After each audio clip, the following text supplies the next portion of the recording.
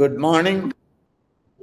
Greetings to all the participants of the International Conference on Nonlinear Science and Complexity. I'm honored to give this Lagrange Award lecture on dynamical systems and networks.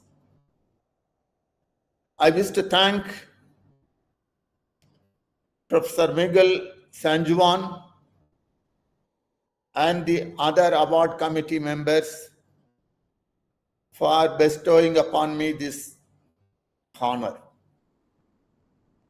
I also wish to thank the local organizers, Professor Edson Leonel and Professor Everton Medeiros, and other organizers for their kindness. I want to apologize for my inability to participate in this conference at Rio Claro in Brazil personally due to certain unavoidable personal circumstances. And I also wish to express my regret in visiting this beautiful country, Brazil, at this point of time. I once again express my apologies. I also wish to convey my greetings and wishes to the fellow recipients, Professor Kuramato and Professor Malamat, and I wish both of them all the best.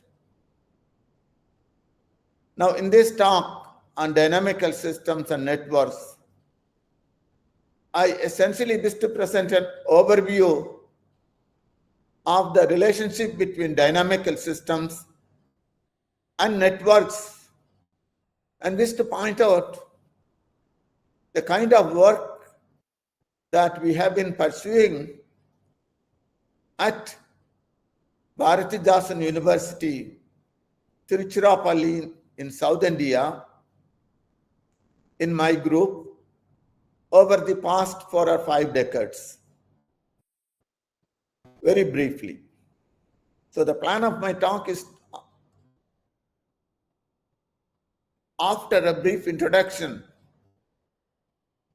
I want to point out how the phenomena of Fermi-Pasta-Ulam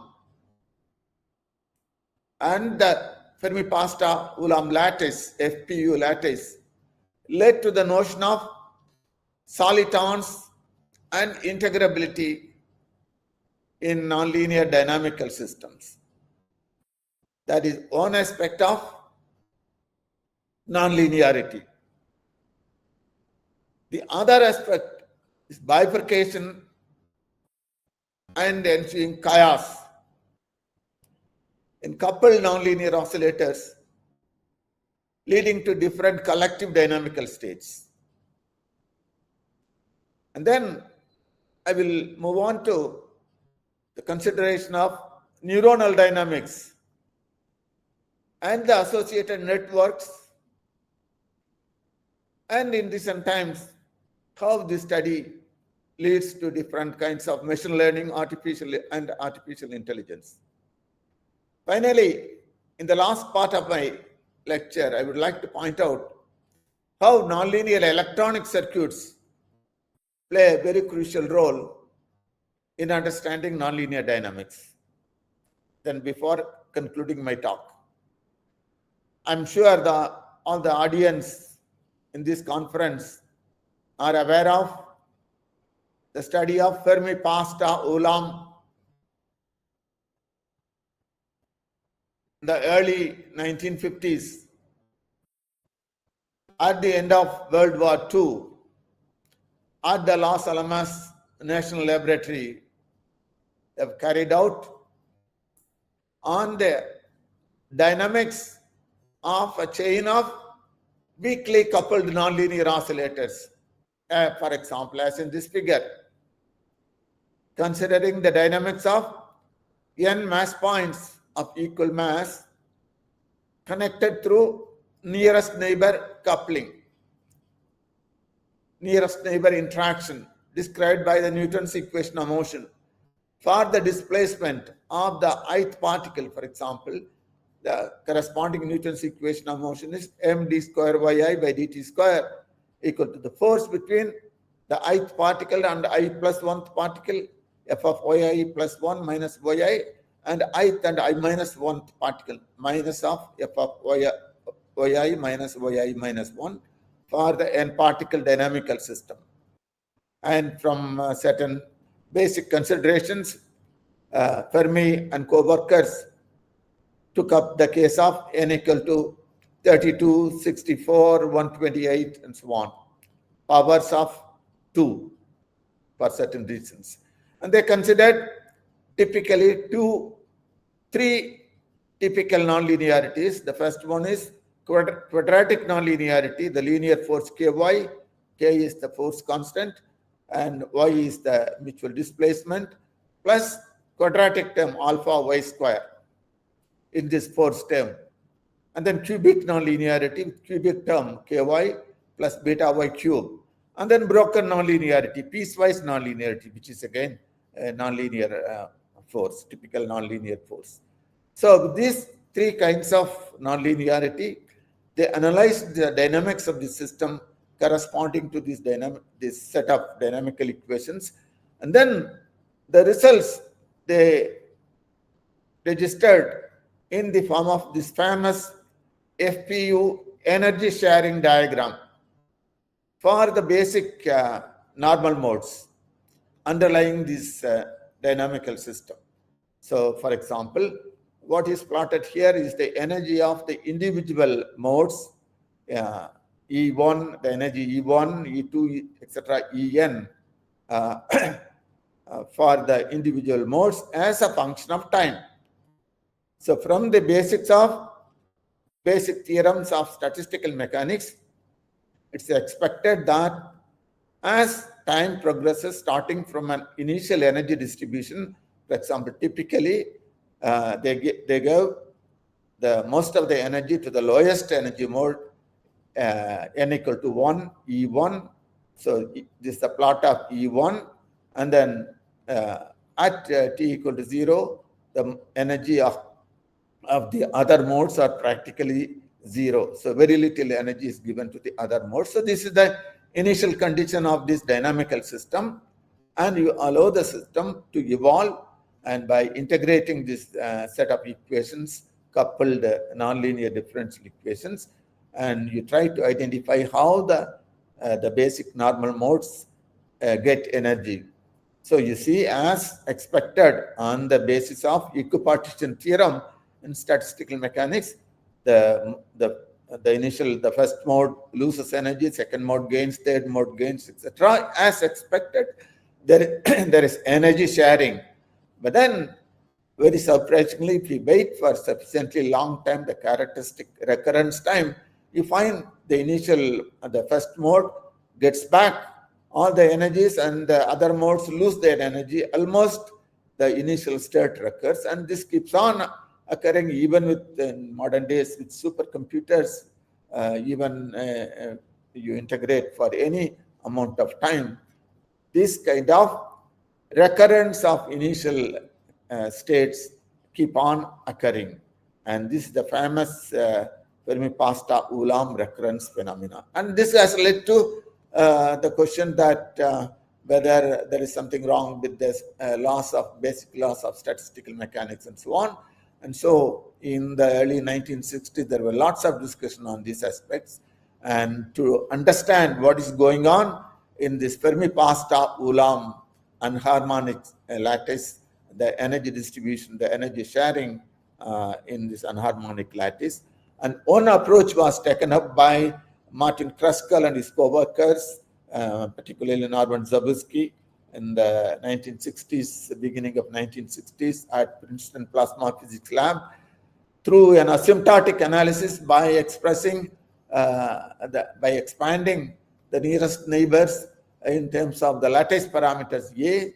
So replace the discrete dynamical variables as a continuous variables as y of I plus or minus 1 of t as y of xt plus or minus a dy by dx, where now x and t are the space and time variables, continuous variables.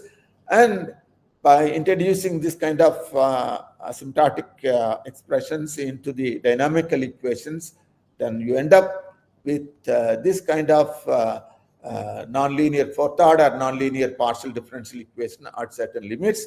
And after appropriate transformations, you end up with the famous Korteweg-de equation, which was earlier, which was discussed earlier in the 1800s by John Scott Russell, originally Scott Russell, and then the Dutch physicist Korteweg and de Vries in the year 1895, who identified a very characteristic solitary wave which extends from minus infinity to plus infinity in the physical space, and which is highly localized.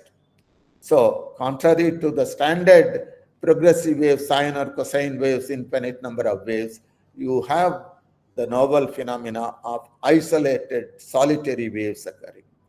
And Martin Kruskal and Norman Zabriskie went on to analyze the Korteweg-de Vries equation from the initial point of view, Cauchy initial value problem point of view, and they tried to analyze this equation through numerical analysis, and they identified that typically, if you start from an arbitrary initial condition, that the system asymptotically leads to a large number of independent solitary waves. And if you look at the nature of this basic solitary wave, which was originally identified by Korteweg-de Vries themselves in their basic paper, that you have the solitary wave structure of the form, the amplitude C by 2, secant h square hyperbolic function secant h square, root C x minus Ct. So you see the velocity is directly proportional to the amplitude, and so the larger the wave, the higher will be the velocity and so on. So initially, if you start from any arbitrary initial condition, you have the evolution after a long time is in the form of large number of solitary waves of differing amplitudes. And as a consequence, the larger one will soon catch up with the smaller one, and there will be interaction. And then the interaction, for example, if you have two solitary waves, the larger one, and they're propagating from left to right, is the time axis, is the x-axis. You see, the larger one catches up, the smaller one, interaction. And then the surprise is after interaction, these two solitary waves separate out as if, retaining their original form and speed, except for a phase shift, billiard ball-like collision. So they coined the term soliton, particle-like structure, particle-like property for the solitary waves. So this is a two soliton wave, and the earlier one is a single solitary wave, and it's an one soliton, and this is a two soliton. And Kruskal and co-workers, they later on they went on to identify the explicit analytic form of this two soliton solution and n soliton solution also. And further, they also, from the knowledge of the basic form and structure of the Korteweg-de Vries equation, they were able to relate it to a Riccati equation, which can be then rewritten in terms of Schrödinger spectral problems, time-independent Schrödinger spectral problem, and corresponding time evolution for the wave function. And they identified a rigorous mathematical technique to solve this kind of nonlinear partial differential equation, dispersive nonlinear partial differential equation. They have identified two linear differential operator associated with this nonlinear partial differential equation, leading to the so-called inverse scattering transform method. And Korteweg-de Vries equation was shown to be a completely integrable, infinite dimensional nonlinear dynamical system. In that sense, the Cauchy initial value problem can be completely integrated, and the theory of soliton was formed. And it was not only Quatermain-de equation, but a large class of other interesting nonlinear evolution equations where over the years have been identified. For example, the Heisenberg ferromagnetic spin chain leading to magnetic solitons. For example, I had identified its integrability property for a spin vector. Classically, it's a spin vector with three components, S1, S2, S3, but moving on the surface of a sphere, and ds by dt could S vector product d square S by dx square. In optical fibers, nonlinear Schrodinger equation. So nonlinearity comes in here for a complex valued function or long Josephson junction, sine Gordon equation, or even discrete equation, Toda lattice equation, and so on. So over the years, a large number of such nonlinear partial differential equations have been identified. All of them can be related to appropriate set of linear differential operators, the so-called AX operators, and then the compatibility of these operators then leads to these nonlinear evolution equations, and the inverse scattering transform can be used to solve the Cauchy initial value problem associated with these nonlinear partial differential equations, and several other interesting properties like Becklin transformations, N-soliton solutions, other group theoretical properties, geometric properties, etc., can be identified with these class of equations. It's not only that, you can generalize these studies to even more interesting equations. For example, coupled nonlinear partial differential equation, and the Monaco model, for example, a system of two coupled nonlinear Schrodinger equation, I q1t plus q1zz plus 2 mod q1 square plus 2 mod q2 square plus mod q2 square into q1. Similarly, for the evolution equation for the second mode, so optical pulse propagation in two-mode fiber. And this has been also shown to be completely integrable nonlinear dynamical system. You have a corresponding Lax operator, 3 by 3 Lax operator. You can solve the Cauchy initial value problem associated with these equations. And parallelly, other techniques have been developed to solve, to identify, for example, soliton solutions alone, like the Hirota bilinearization method and so on. So through all these methods, you can, for example, you can identify so-called soliton solution. And I talk about degeneracy in the sense in both the modes you have the identical wave numbers k1 associated with these propagating waves. So you have solitary waves in both the modes q1 and q2. I'm plotting here mod q1 square, mod q2 square. So you have localized pulses in both the modes, and you have identical wave number and so on. And when you go to this kind of coupled nonlinear partial differential equation, you find the nature of soliton property can be generalized. So you have solitons, for example, colliding, two solitons colliding with different amplitudes, but then there can be change in the intensity or the amplitude of the solitons in one mode. The soliton can lose energy in one of the modes and gain energy in the other mode through a group theoretic property. But you see, correspondingly, the second mode, that the first soliton will lose energy and the second soliton will gain energy and so on, so that this energy distribution gets compensated. So again, you get a kind of soliton collision, but a more general kind of soliton collision, which we have pointed out as early as 1997 in my group, along with Hieterinta from Turku in Finland. And so this generalized the nature of soliton collision, but this also led to the possibility of generating optical logic gates through this light-light collision and so on. But in recent times, in my group, we have also identified that it's not only this kind of degenerate soliton that one can encounter, that is in both the modes you have identical wave numbers, but you can also have the possibility in the modes Q1 and Q2, you can have different wave numbers, K1 and K2. So in that case, you have more generalized, general form of even basic soliton structure in this particular form. As a consequence, for example, you can have multi-component, in the different modes, you can have soliton structures like this. Two pulses in basic soliton itself. You can have two solitary pulses combined, or one tabletop form and then two pulses, or a single solitary wave in one mode and two solitary type pulse like this. And then there are various kinds of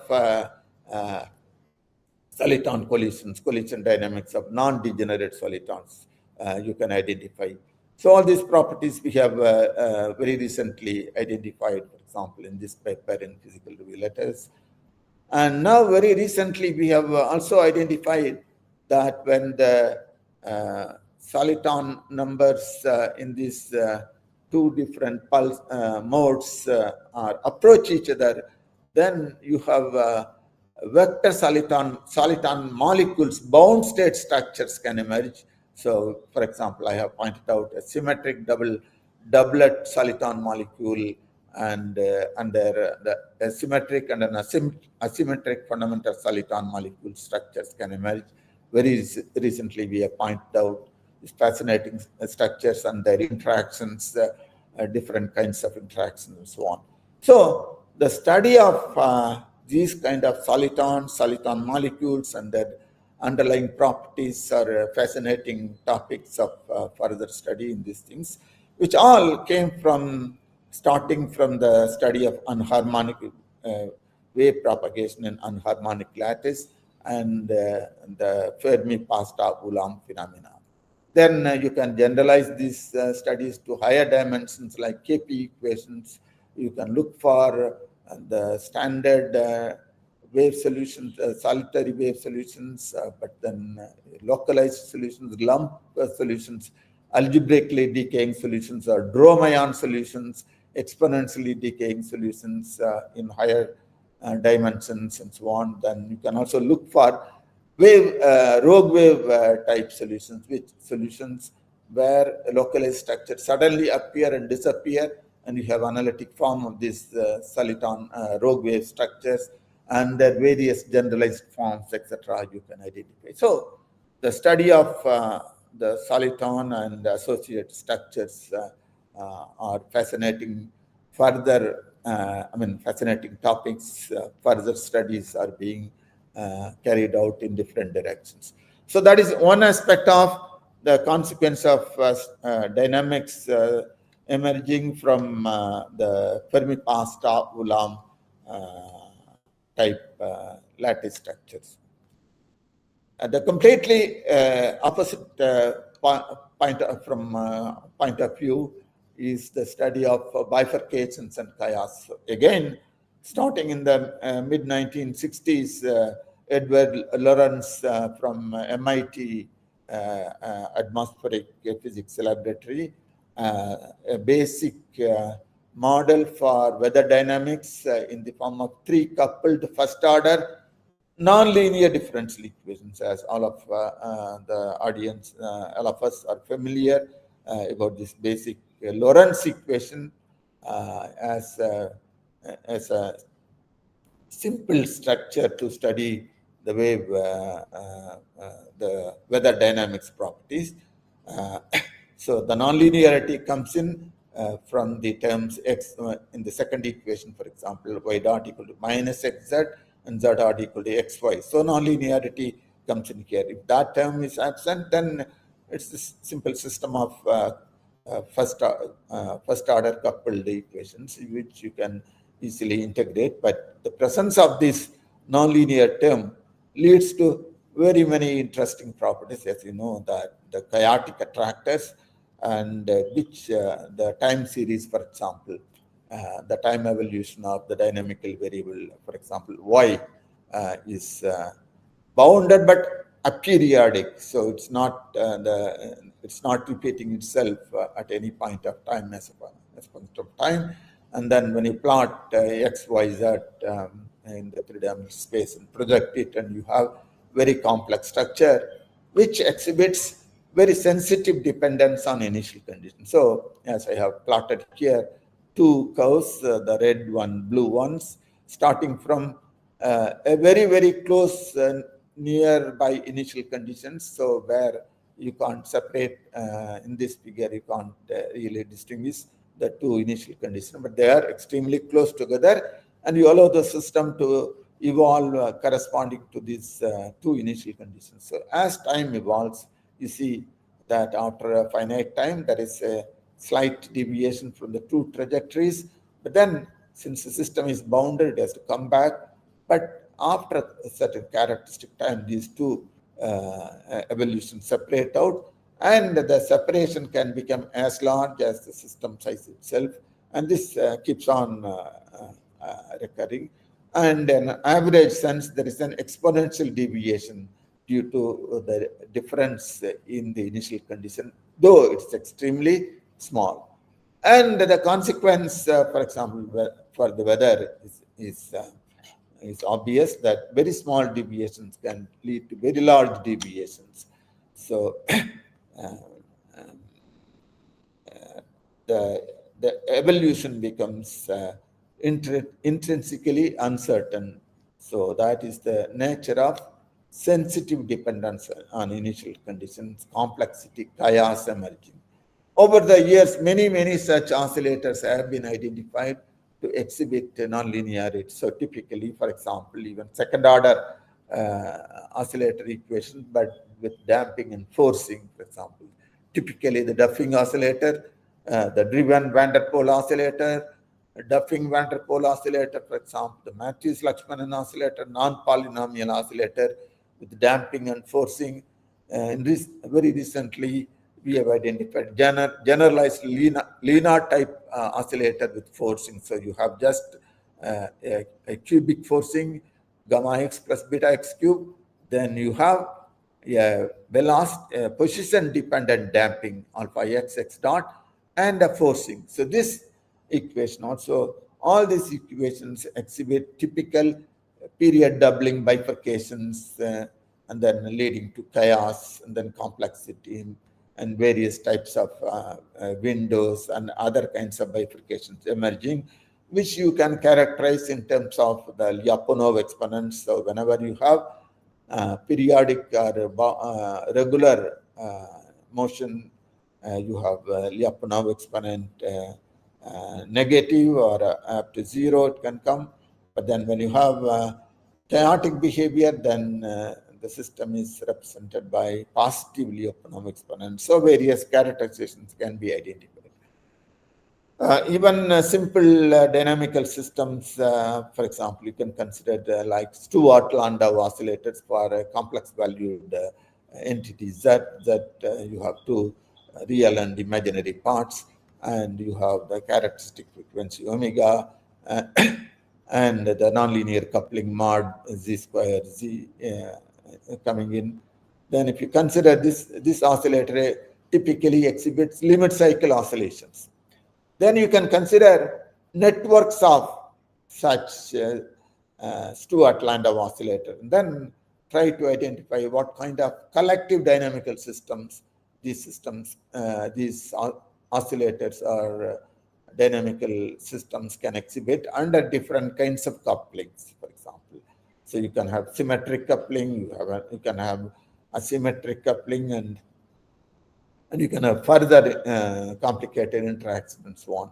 So you can consider such generalized coupled networks and under different couplings. So you can consider symmetry preserving coupling, symmetry breaking coupling, and then various types of coupling like dissimilar variable coupling, attractive and repulsive coupling, and so on.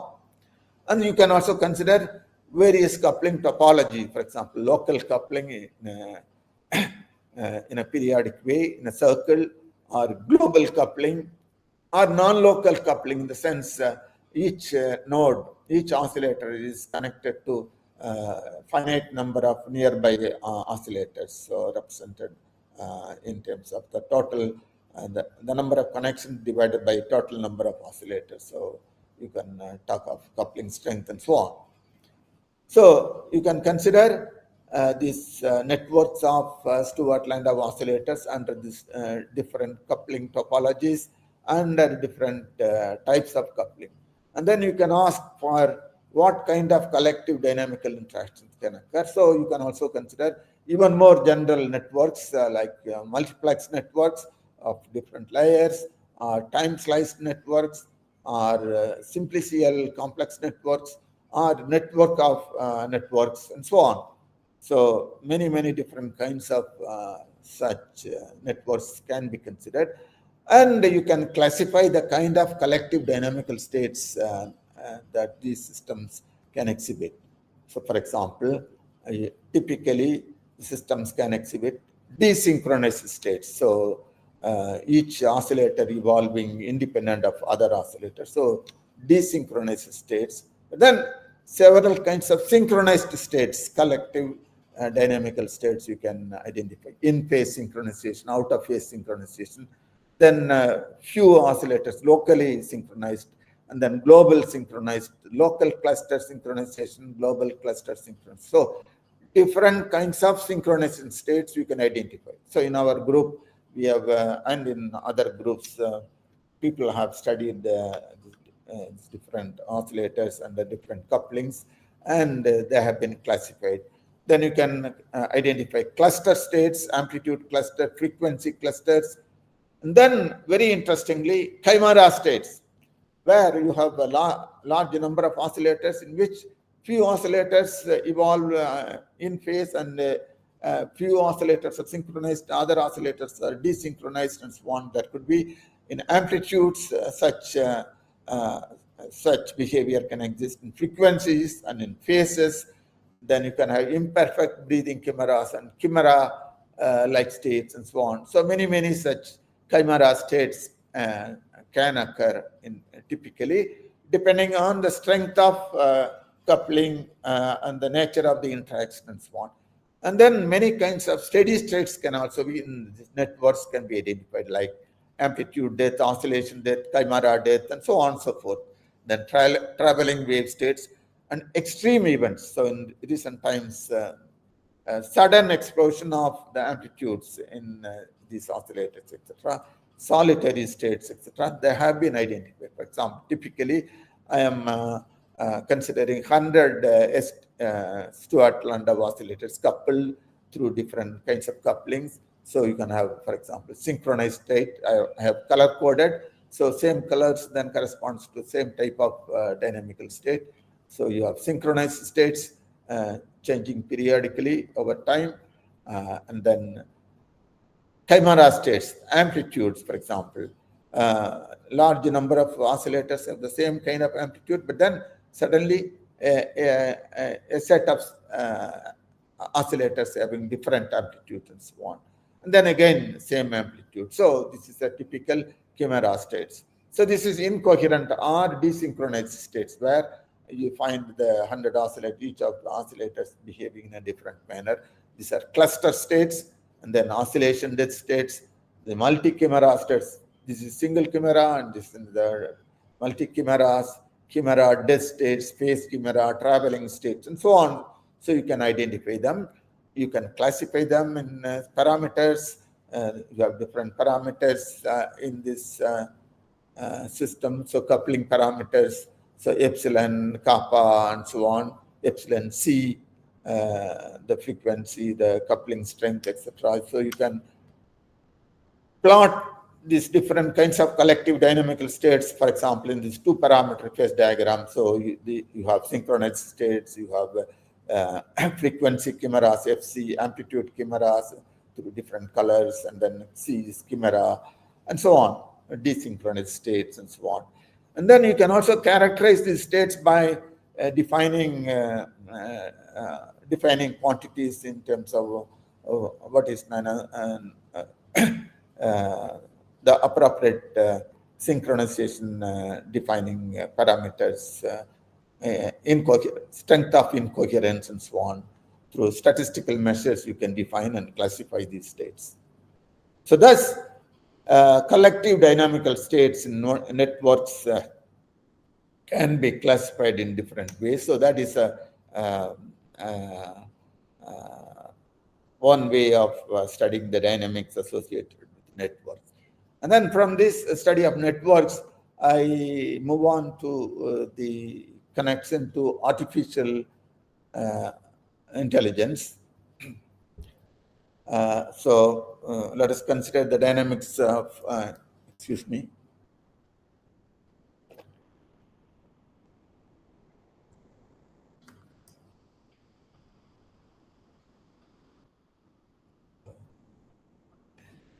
So let us consider the working of a brain, the human brain, for example.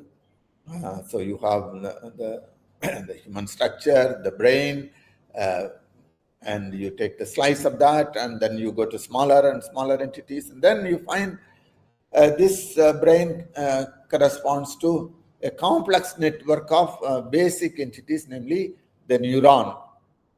So consequently, the brain consists of billions of neurons in a very complex network. And each of the neurons you can characterize in terms of three basic entities, namely the central soma or the nucleus, out of which tree-like dendrites emerge, which collects information from other neurons. And then this information gets passed on to the other neurons through cylindrical tube, so-called axons, where the laws of basic laws of physics is valid. So electrical propagation, and then this information gets through to the synapse, and the information gets transferred to the other neurons through chemical process. So this is a typical synapse and so on. So this information propagation, and then you identify through experimental analysis, it has been identified the information propagates in different kinds of pulses, the so-called neuronal firing patterns, communication language for neurons in terms of regular spiking, phasic spiking, tonic bursting, phasic bursting, and so on, adapting, chattering, and so on. So different kinds of pulse propagation you can identify. And then you can model this information propagation, these firing patterns in terms of the basic model, original model, Hodgkin-Huxley, the simplified model of Hodgkin-Huxley, Spitz-Nagumo, and then Hindmarsh-Rose, Ishiki-White model, and so on. And then for each of these basic model represents the propagation of information along a single neuron and the axon. But then you can connect them through local coupling, as I have pointed out for the case of Stewart-Landau oscillators. So non-local coupling or global coupling, and then random coupling. So different kinds of coupling. So the basic model of neuron, the axonal information propagation along the axon. So I said it's a cylindrical type tube. So it's a electrical cable-like structure. So you can model the axon in terms of consider small entities, a large number of small entities, and each entity you can identify in terms of appropriate capacitor, resistor, and inductor, and so on. So you can write down the basic dynamical equation for each of these entities in terms of the corresponding voltage, membrane conductance, another activation, inactivation probabilities, etc.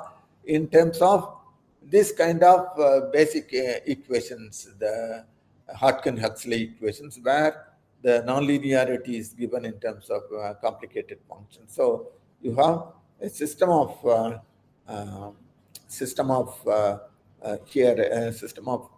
four coupled nonlinear differential equation, but you can also go to the continuum limit.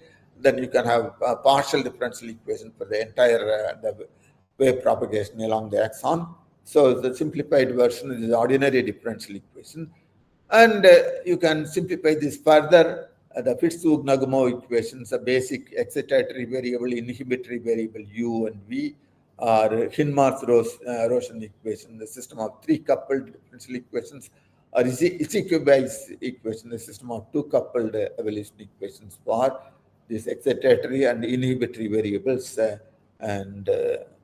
Then you can consider different kinds of coupling, electrical synapse coupling, memory strip coupling, chemical coupling, and then adaptive synaptic coupling. And then you can consider the dynamics, analyze the dynamics essentially numerically or other means, and then you can try to identify the different kinds of patterns emerging, as I have pointed out. So all these things can be studied through this kind of coupled networks. And this leads to the notion of, so those are real brains, but you can try to consider corresponding artificial neural networks, artificial.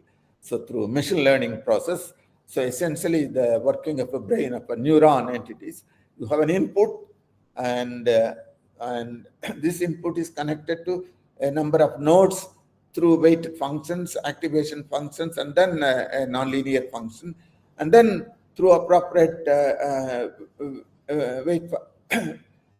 weight numbers, you can connect this to the outputs and predict the output. So from given input, you can get predict the output, and then compare that with target output. There is a loss, then you come back and then again modify the weights, and then try to see how the loss function can be minimized.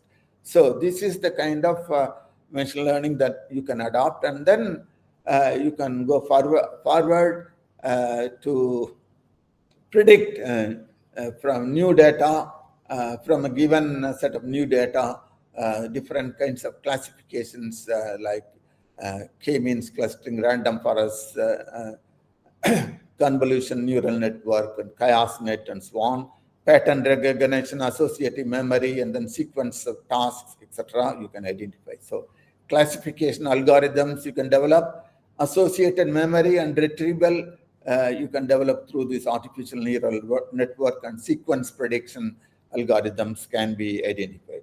So in very recent times, for example, in my group itself, we have tried to develop reservoir computing with basic nonlinear dynamical systems, for example, logistic map as the reservoir. And we have successfully predicted several dynamical systems, first with reservoir computing with logistic map, and then we have extended this to spin torque nano oscillators and so on. So very interesting studies can be carried out for artificial neural networks. So different types of neurons leads to exhibits different firing patterns, and essentially you can identify it with machine learning algorithms and relate to dynamical systems, and understanding the mechanisms of neuronal disorders such as epileptic seizures, Alzheimer's disease, multiple sclerosis, etc. Are future studies. Finally, nonlinear electronic systems and electronic circuits and their networks. So typical, for example, Murali Lakshmanan circuit a long time back in as early as 1994, we identified this simple nonlinear dynamical system as a basic dynamical system exhibiting bifurcations and chaos. So you have very basic LCR circuit, R, L, capacitor, okay, resistor, inductor, capacitor, and current sensing resistor RS, and then external forcing, applied forcing, periodic forcing, for example. So you know the consequence is the limit cycle, to which you consider, for example, in parallel a nonlinear resistor. Typically, it will be a CHUAS diode. So standard resistors will have current voltage characteristic passing through the origin with positive slope. But this typical nonlinear resistor, which you can design in the lab, which exhibits negative piecewise, three-piece negative resistance, okay, piecewise resistance, and whose form you can explicitly give this case. So dynamical equations for this network from Kirchhoff's laws for the voltage and current you can give, but then you will have a nonlinearity, piecewise linearity. because of this nonlinear resistor. And you see typical bifurcations, period doubling bifurcations, chaos, by analyzing the dynamical equation numerically, but you can also carry out experimental studies, for example, the CRO map, CRO picture. So you have typically a periodic oscillation, first steady state, and then a periodic oscillation, the corresponding time series, period 2 oscillation. So period 2 oscillation, you can see period 4. This is the projection. So period 4 and period 8, and then you have chaos and double band chaos, single band chaos, etc. So numerical analysis you can carry out. You can consider an array of such coupled networks, and then you can see spatio-temporal patterns. You can study the onset of spatio-temporal patterns. And then you can also consider these systems as a set of cellular neural networks, CNNs, which Leon Chua and co-workers have Chua and Young have identified cellular neural networks. You can consider them as basic cellular neural networks, and then you can write down the dynamical equation for each cell, and then analyze this, and then you can come back and get all these structures which you identify in your numerical studies and so on. So the study of the nonlinear electronic circuits as cellular neural networks is also a fascinating area of study, and a lot of novel results and the various logic gates, etc., can be identified through such studies. So to conclude then, we had over the past 5 decades the study of nonlinear dynamical systems in these different ways, starting from basic basic entities, nonlinear dynamical units, and then their coupled structures in the form of different kinds of networks have led to the study of identification and the investigation of very many different collective dynamical states. So it has been a very enjoyable journey in nonlinear dynamics over the past 4 or 5 decades, and I do hope that we can continue these studies further and get to understand the basic structures of nonlinear dynamical systems in the near future. I thank once again the Complex Systems Society for inviting me to this conference and honoring me with this Lagrange award. I thank you very much. And if you have any questions or clarifications, etc., kindly email me your views and queries. I will be happy to answer any of your questions or look into your suggestions, further suggestions, and so on. Thank you very much for your attention. Thank you.